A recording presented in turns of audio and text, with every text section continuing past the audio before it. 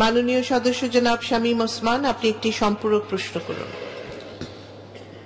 মাননীয় স্পিকার, আমার প্রশ্নের পূর্বেই আমি কৃতজ্ঞতার সাথে জাতির জনক বঙ্গবন্ধুর কন্যা জননেত্রী শেখ হাসিনা, যিনি বাংলার প্রধানমন্ত্রী, ৭৫-এর পরে যেভাবে এদেশের মুক্তিযোদ্ধাদেরকে নিগৃহীত করা হয়েছিল এবং ঠিক একইভাবে এদেশের রাজাকার আলবদর আল শামসকে সমাদৃত করা হয়েছিল, আজকে আল্লাহর রহমতে উনি বাংলার প্রধানমন্ত্রী হওয়ার কারণে আমি একজন যোদ্ধা তো মুক্তিযোদ্ধার সন্তান হিসাবে বলতে চাই, এমপি হিসাবে না, যে সেই সকল মুক্তিযোদ্ধারা দেশ স্বাধীন করেছেন, আজকে আমার মনে হয় তারা বাংলাদেশে মাথা উঁচু করে দাঁড়িয়েছেন।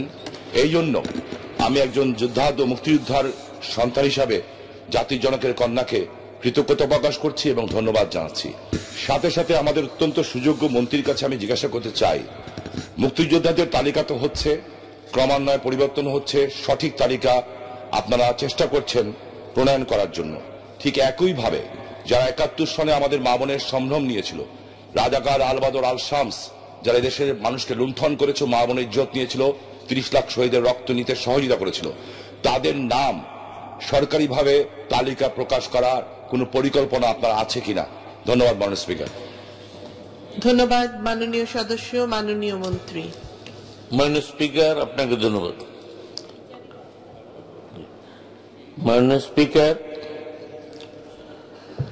জানেন, আপনার দেশবাসী জানে, মহান নেতা জাতির পিতার নির্দেশে আমরা যখন জীবন বাজি রেখে যুদ্ধে রত ছিলাম, সেই মুহূর্তে এই বাংলাদেশেরই এক শ্রেণীর লোক, বিশেষ করে জামাত ইসলাম, যারা রাজনৈতিকভাবে সিদ্ধান্ত নিয়ে আমাদের মহান মুক্তিযুদ্ধের বিরোধিতা করেছিল, সেই জামাত এবং তাদের শ্রেষ্ঠ আলবদর আল শামস এবং রাজাকার, তারা পাক হানাদার বাহিনীকে সহযোগিতা করে এই ৩০ লক্ষ লোককে হত্যার কাজে তারা সক্রিয়ভাবে সহযোগিতা করেছে।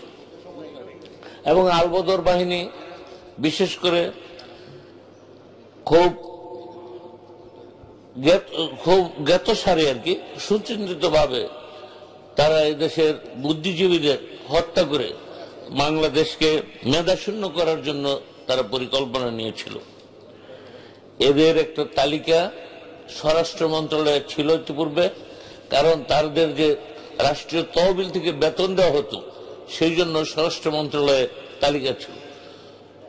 জাতির ভাগ্যের নির্মম পরিহাস, ২০০১ সালে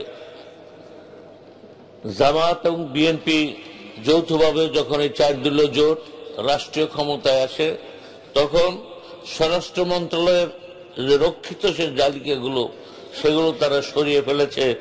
এই মুজাহিদিরা, তারা মতিউর রহমান নিজামীরা, খালেদা জিয়ার সহযোগিতা এগুলো সরিয়ে ফেলেছে, যার ফলে আবার সেই তালিকাটা প্রস্তুত করতে আমাদের সময় নিতে হচ্ছে। ইতিমধ্যে আমরা জেলা প্রশাসন, উপজেলা প্রশাসনকে পত্র দিয়েছি, যাতে ওই সময়কার তালিকা